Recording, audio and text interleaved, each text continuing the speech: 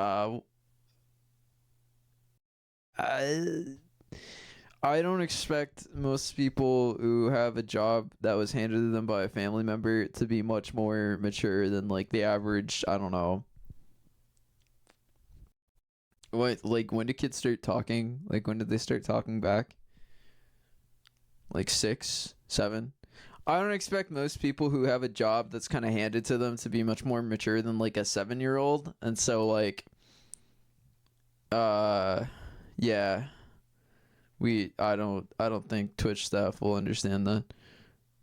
But I mean, there is artistic value to it because it's rated M and not A.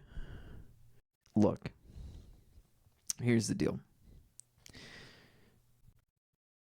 You suck. I rule. So why don't you let this one slide?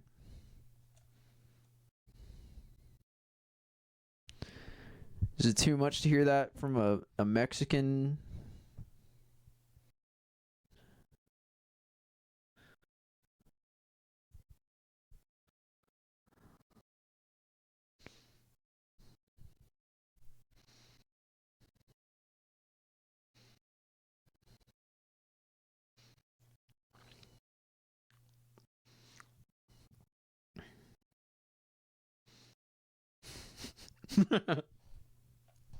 What the fuck?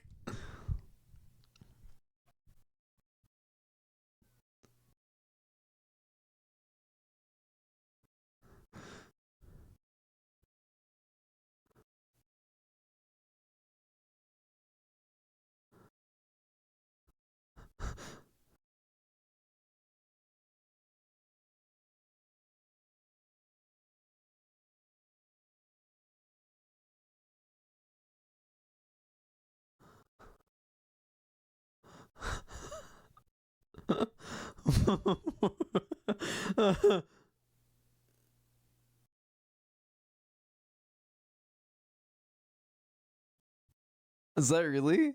No, fuck you.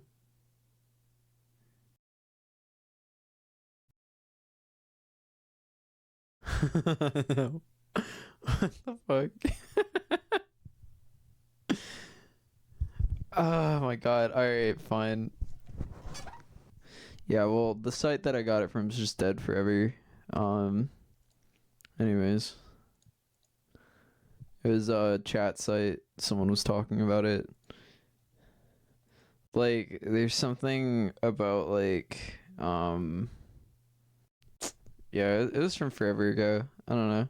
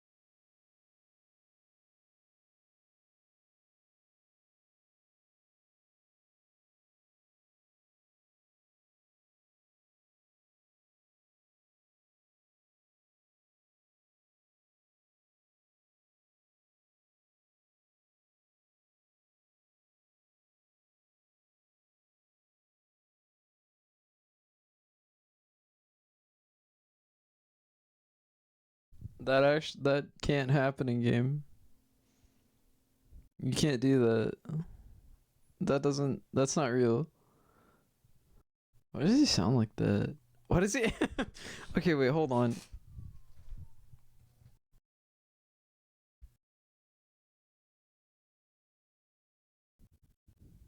Where the fuck do you? How do you get the elegate of emptiness?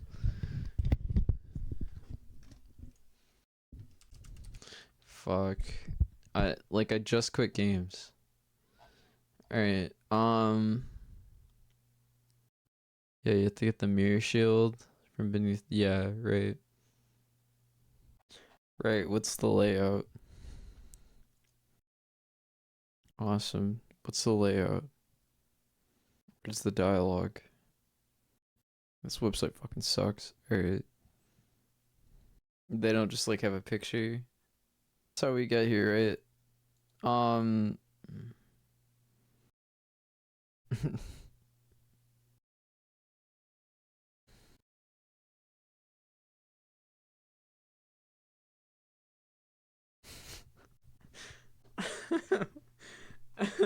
What the fuck? So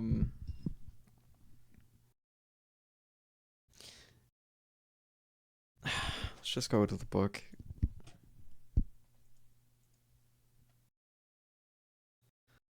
You know that one Lil Jon song where he's like 369, damn she fine, open she can suck it to me one more time, get low, or whatever. It doesn't sound like that, but we'll just do that. The spectacle presents itself simultaneously as society itself, as a part of society, and as a means of unification. Okay.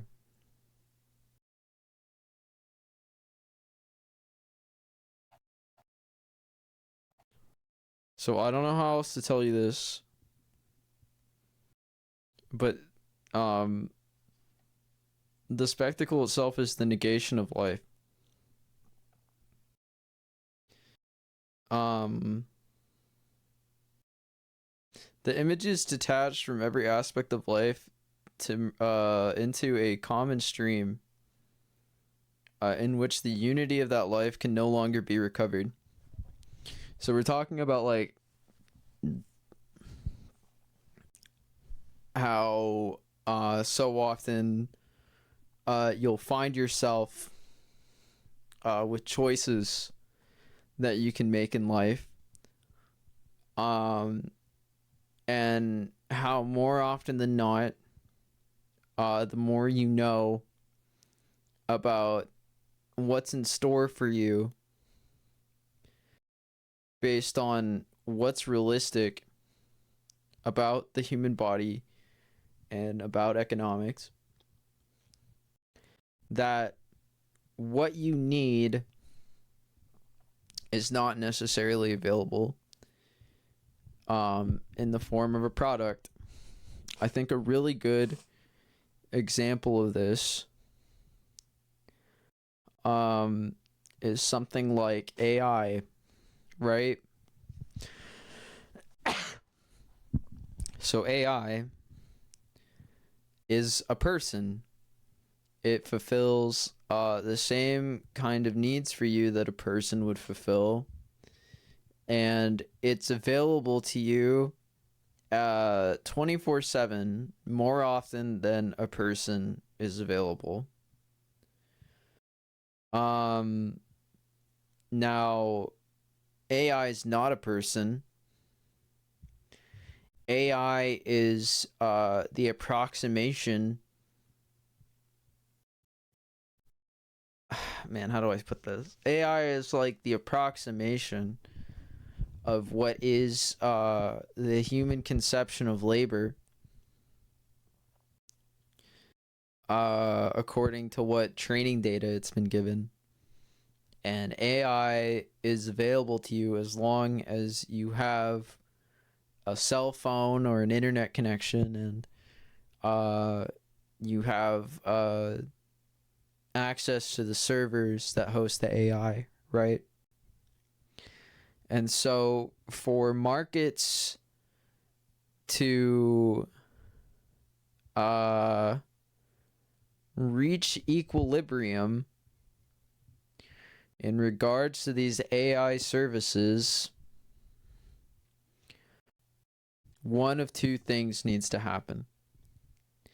The product needs to change, or our needs need to change. And at that point, we're not consuming the same AI, right? Because everything I said about AI that makes AI does not make the contemporary reality that is AI. And so me, as this big evil company, needs to step in, and I need to basically fuck with you. I need to convince you in some way that my version of AI is something that you want. So I need to convince you that you need to compromise on this. That's how companies win, is by convincing you that you need to compromise on their terms in whatever way it takes. Which is why they're so huge, why there's so much to say about them, because for every person on earth who needs to explain why they want something, a company needs to be able to adapt to that. We're kind of stuck in this engagement with companies to where what the company gives us is not necessarily what we perceive, right? Like, if I say I want a computer, I'm expecting a computer, right? So I go to the store and I tell the guy I want a computer, and he sells me a computer because I've watched a million movies and a million ads. I've watched millions of seconds of movies, millions of seconds of ads, millions of frames of animations, and I've experienced computers in the living moments of my life. And I've decided that I want a computer, right?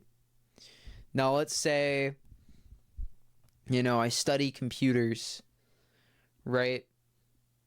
And in my philosophical viewpoint, I've decided that I don't want a computer. I want a terminal. And so I go to the store and I go up to the guy at the store and I say, "Hey, buddy, I'm looking for a terminal." And I've never seen a computer in my life.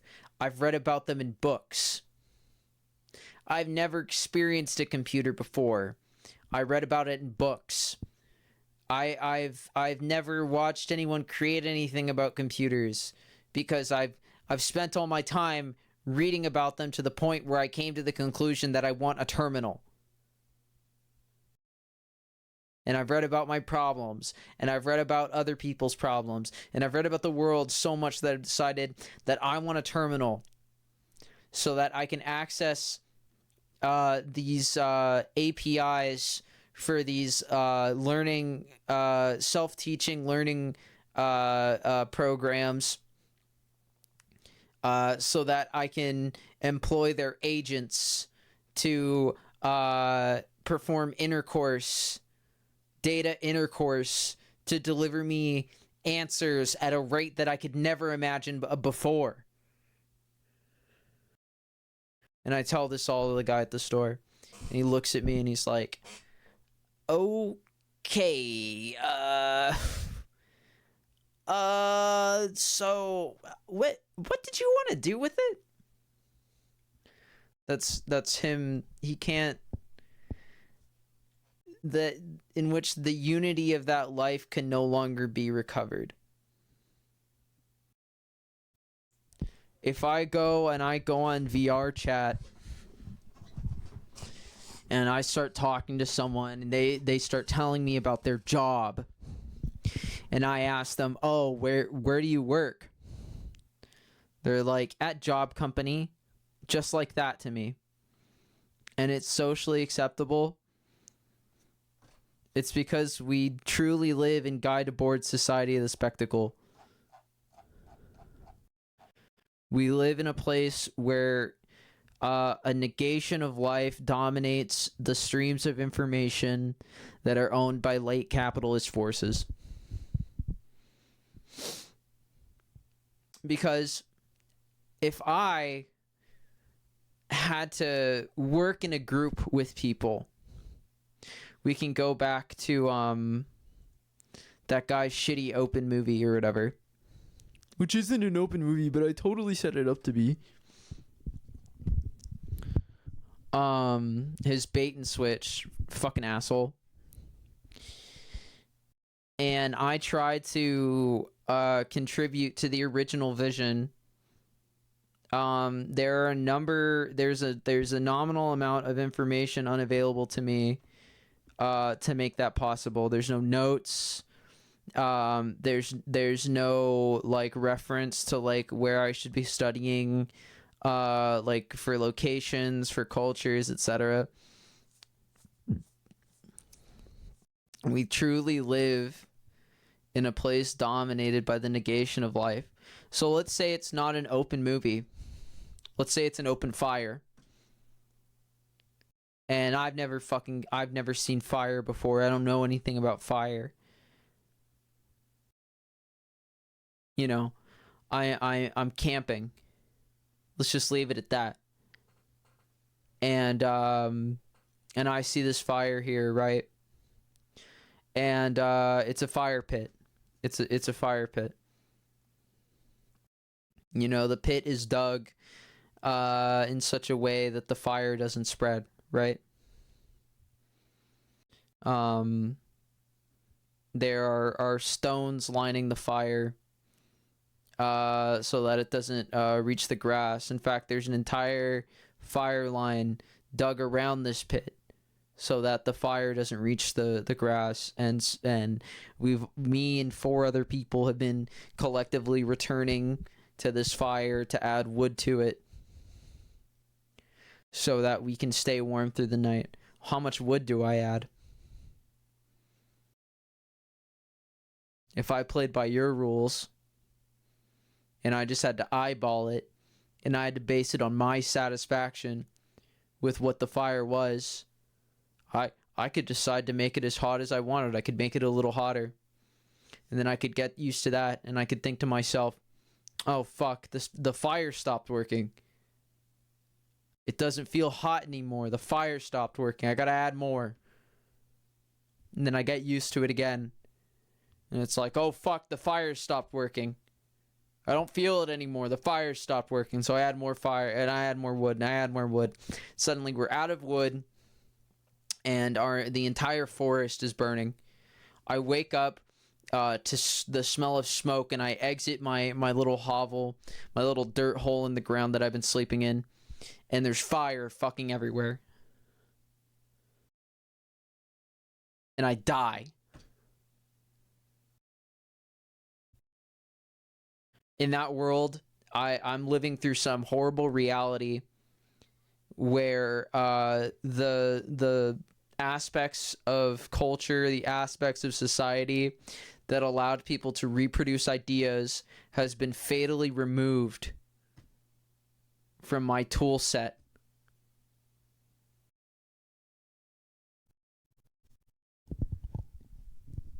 It's been fatally removed from dialogues.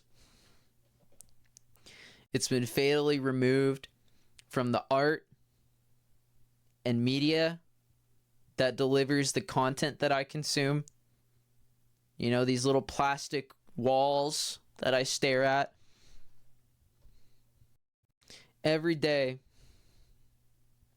You know what I see that really brings me joy? This guy.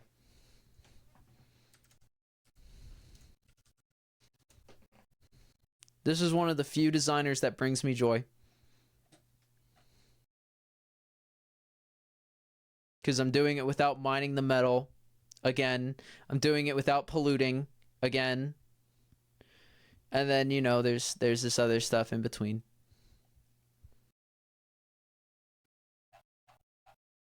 It's not perfect. We're passionate people. When we make these masterworks. But we could be collaborative people. And we could be mundane people.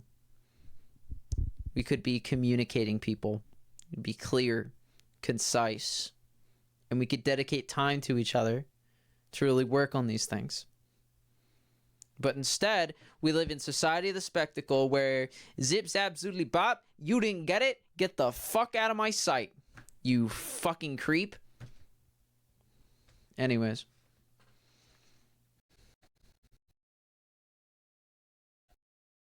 The images detached from every aspect of life merge into a common stream in which the unity of that life can no longer be recovered.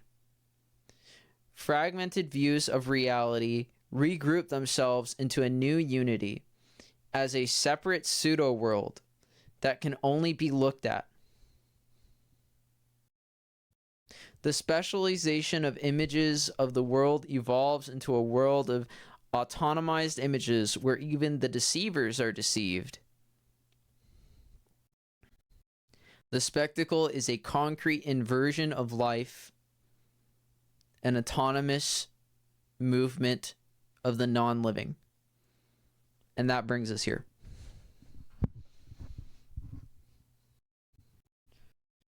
So when he makes this joke,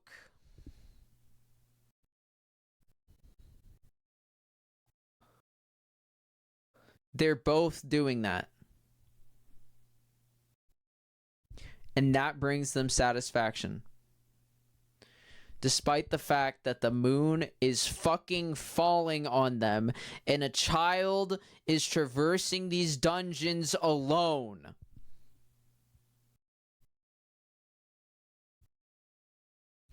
And so the analogous thing for that on Newgrounds is when you guys do stupid shit like this that has nothing to do with the experience of the game and everything to do with the image of the game.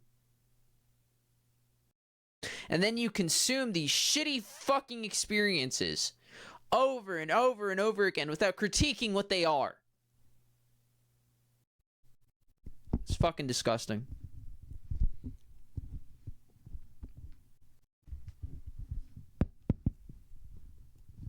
Really it's really disrespectful. And y'all got and it's a setup. The guy got set up. This shit didn't make nearly as much sense, but you know what it does? It makes me want to talk to this person. And it's fucking disgusting, and it's kind of honest. The suicide jokes are kind of honest. But when you're not honest about why they're jokes, then it's like, what the fuck am I doing here? Why the fuck aren't we learning together? Why don't people like want to like fucking like talk about things that are challenging to them?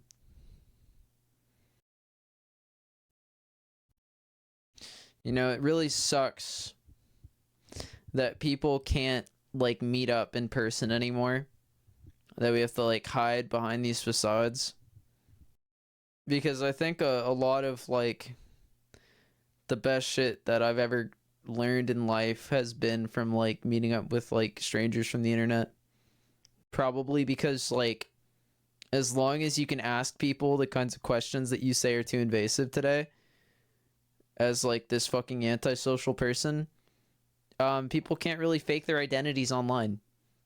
And I don't think we should normalize faking identities online. You know, it's really disappointing. You know, actually, when he makes that joke, he's teaching them something, right? Because the guy from Icona Castle gives you the song. The song lets you like hold down buttons, right? And you have to hold down a button with each mask or whatever. So it's analogous to teaching. I mean, like, how do you think I just explained this? Like, of course it's gonna feel artificial, because everything that you believe is genuine is a fucking lie to you. If these weren't like profitable things, then like they wouldn't seem genuine. People would just like stop buying into it. Like a majority of people. And then people who like, you know, refuse to refuse or whatever, or the people who like refuse this stuff in a way that doesn't necessarily like refuse the reception of it, like just feed into that. Because suddenly, like, these people that don't understand why these things are fake are being socially validated for it, which is like, I don't know, like a normal function of humanity, but no one's like validating any ways to move on from that. Spectacular representations of human beings project this general banality into images of permitted roles. As specialists of apparent life, stars serve as superficial objects that people can identify with in order to compensate for the fragmented, productive specializations that they actually live. The function of these celebrities is to act out various lifestyles or socio-political viewpoints in a full, totally free manner. They embody the inaccessible results of social labor by dramatizing the byproducts of that labor, which are magically projected above it as its ultimate goal. Ultimate goal. Above it as its ultimate goals. Power and vacations. The decision-making and consumption that are at the beginning and the end of a process that is never questioned. When they say vacations, they mean like vacating the premises. Like when they gotta kick people out of stuff to make more money. The decision-making and consumption that are at the beginning and the end of a process that is never questioned. On one hand, a governmental power may personalize itself as a pseudo-star. On the other hand, a star of consumption may campaign for recognition as a pseudo-power over life. But the activities of these stars are not really free, and they offer no real choices. The idea that he's kind of presenting in those like last few lines is something like along the lines that I've been saying. It's like, if everyone wanted to be a boring politician, if everyone like gave up their dreams and was like, what I really want in life, what I know can save me, is being a bland, uniform person that adapts to their environment in a way that is rational, that brings predictable results, then like suddenly a republic makes sense, right? Like if people were uniformly educated, got the same grades as each other, if people were uniformly skilled and could do everything each other could do in a way that is nominally recognized as functionally the same thing, then a republic makes sense and works. And people will argue, well, maybe this is why we shouldn't have representatives. The alternative to that is literally everyone exercising their sovereignty in a way that is not materially realistic for the problems that we face as the residual effects of the past. I think one day everyone could run their own, 50 square feet and then walk 50 feet and then run that 50 square feet and then walk 50 feet and then run that 50 square feet and then take a boat and now I'm on this platform and now I'm ruling this platform and now I'm on this platform and now I'm ruling this platform and I'm doing all the checks and I'm doing all this stuff. And we just walk through life like understanding that things are safe, right? But the units are not clear. The locales are not understood. So as much as I want to use this analogy, as much as I want to describe this to you, it's something that is above my pay grade.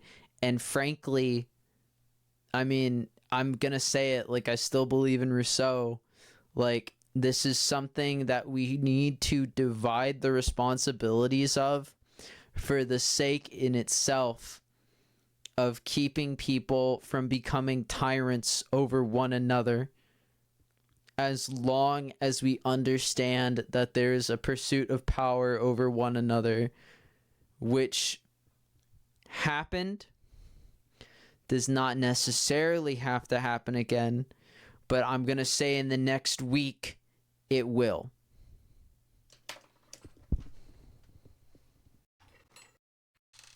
And so it's very rude to demand utopian ideas of somebody. You just have to be able to hear something like this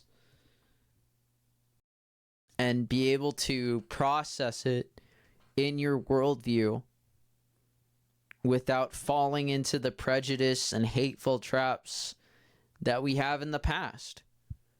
And what else can I say about it? Everything I experience is hate. Everything I experience is prejudice and discrimination.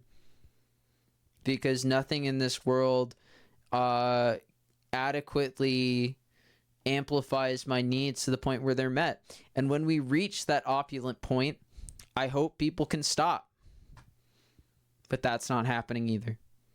So as far as I'm concerned, A for me. And it hasn't been proven wrong.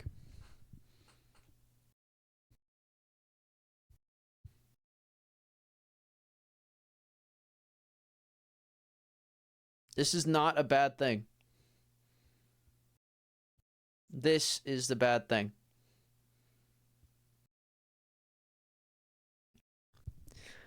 And then we have to understand freedom and liberty. We have to understand cognition. We have to understand the human body. We have to understand trauma. And we have to be ready to accept the next framework. And to make sure that when it's applied, that people are accounted for. Which is why this closed-offedness is always so disturbing.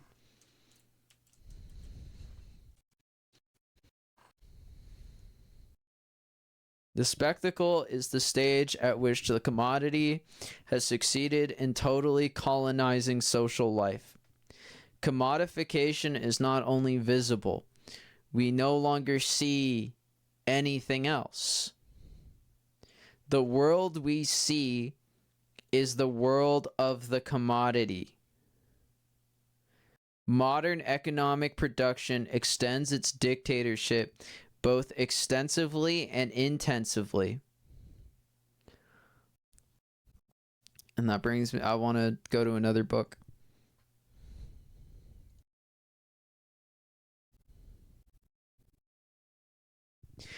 To keep commoners under control, elites used what Smale calls teletropic practices, emotional carrots and sticks that enabled them to maintain and enhance power by manipulating consciousness.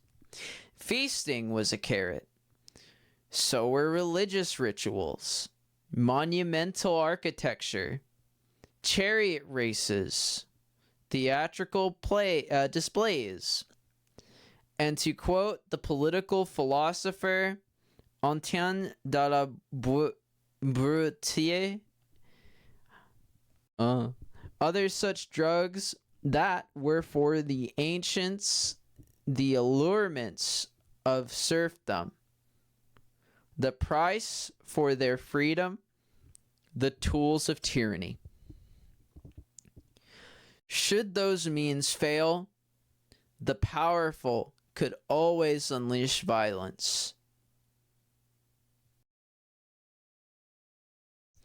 The point of an act like crucifixion was not just to kill, but to kill in a hideous way that inspired terror and emphasized the futility of resisting state power.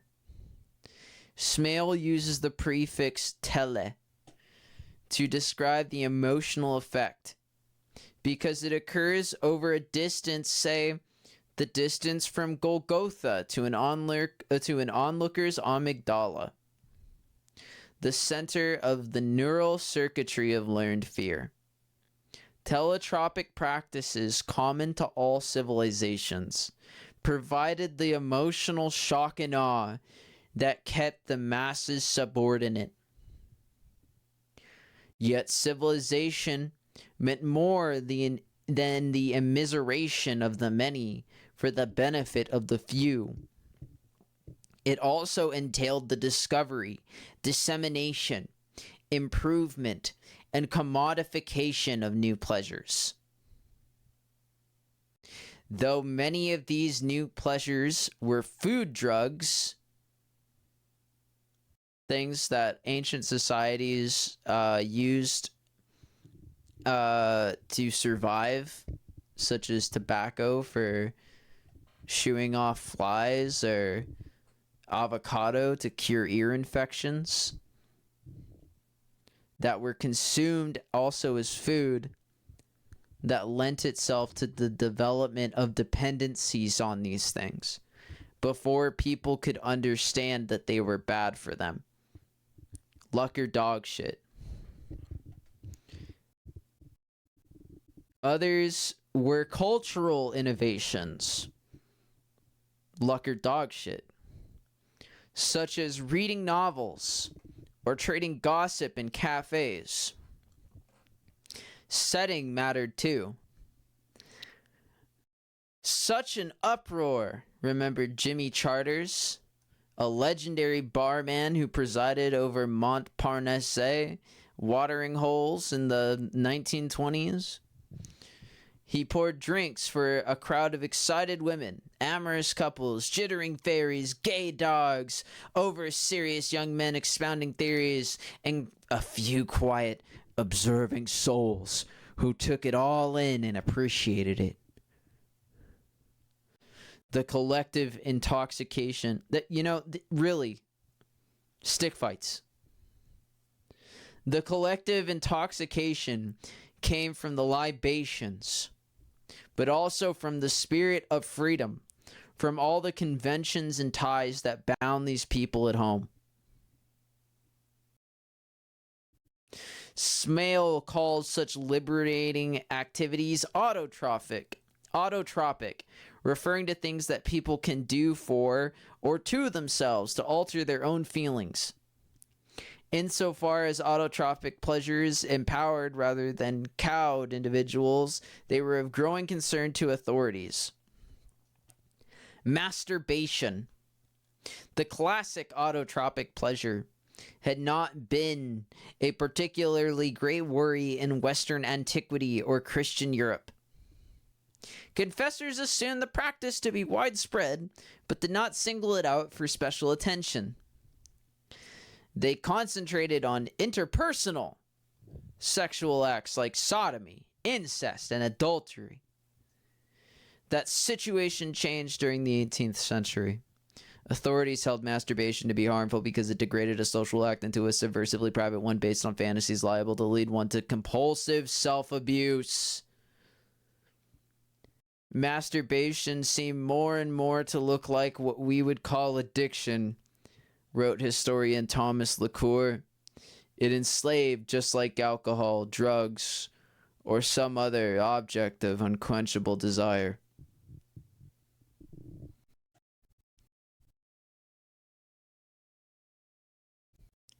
Modern economic production extends its dictatorship, both extensively and intensively, both telotropically and autotropically. In the less industrialized regions, its reign already manifested by the presence of a few star commodities. Come on. AI, and by the imperialist domination imposed by the more industrially advanced regions.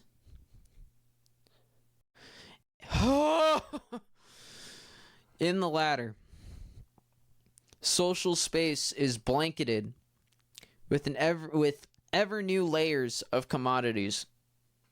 I fucking hate hyperpop. I'll leave it at that.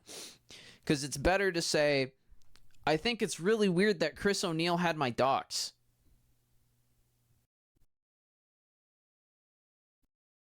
I'll leave it at that. With the second industrial revolution, alienated consumption had become just as much a duty, my bingers, for the masses as alienated production. Don't disrespect me. The society's entire sold labor has become a total commodity whose constant turnover must be maintained at all cost.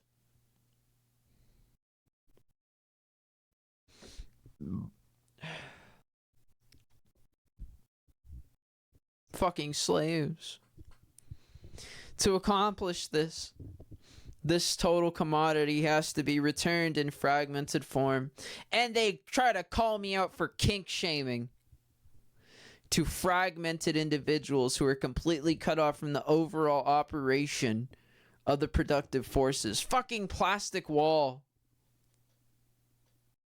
To this end, the specialized science of domination is broken down into further specialties, such as sociology, applied psychology, cybernetics, sex work, crashing parties, trying to tell people that people crash parties even though no one has parties anymore. That's like past and present. So like in the past, someone might have crashed a party if people still had parties, which they don't. They have quiet meetups and they walk around in groups and no one talks to each other anymore. So crashing parties is just like not something that fucking happens. But we do have plenty of people who want to tell people that people crash parties so that no one ever wants to meet up in person. And then people just take this for fucking granted. And semiology.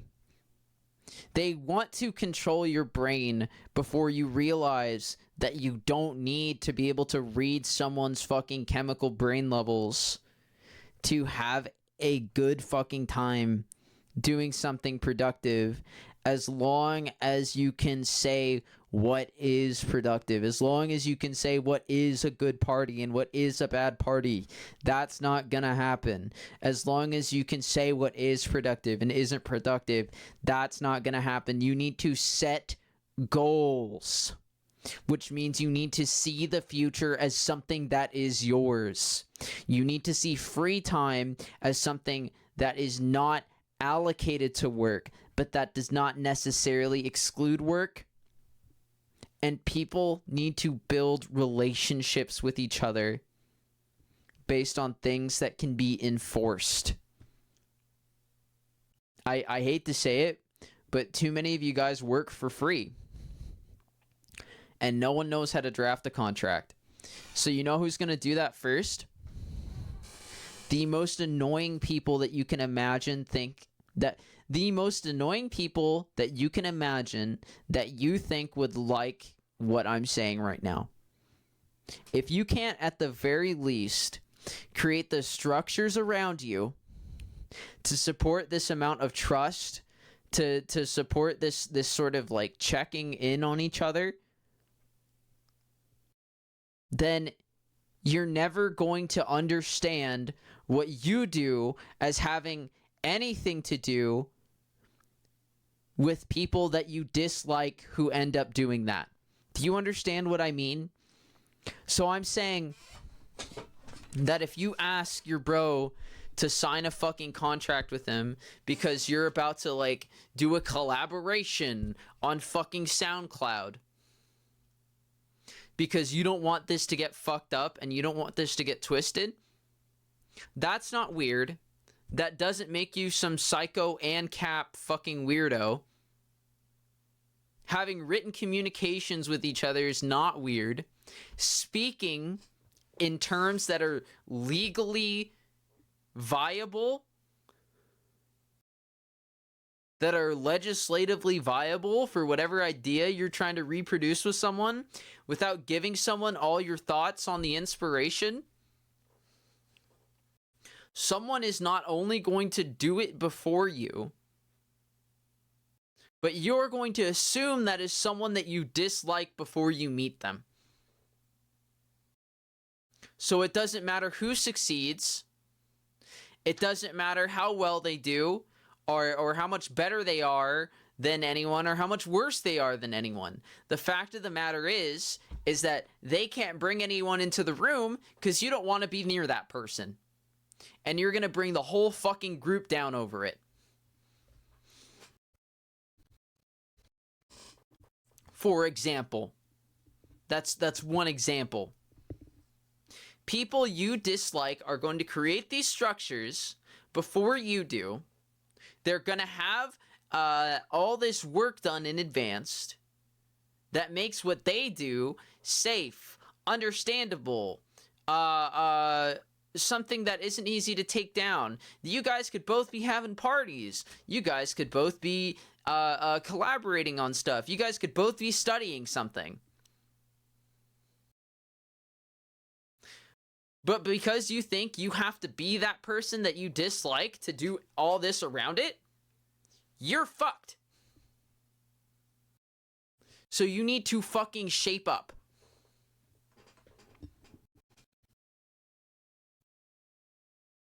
You can't demand these fucking bullshit fucking Reddit internet argument answers for things that you already know the answer to.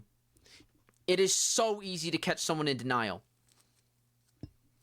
Because of how fucking homogenized commodities are globally. And how much they impact our lives. In terms of what we do, what we say, and where we are. So I'm sorry, but everyone knows you're in denial. Everyone knows that guy's in denial. It doesn't matter that you can't prove it. You need to fucking move on. Because the drama's not fucking productive.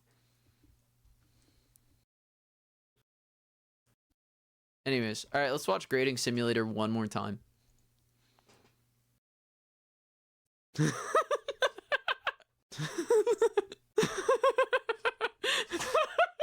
Oh, Bessie. I hate AI so much, dude. No! Oh my god. The Lesiosius. I'm so glad people still make this stuff.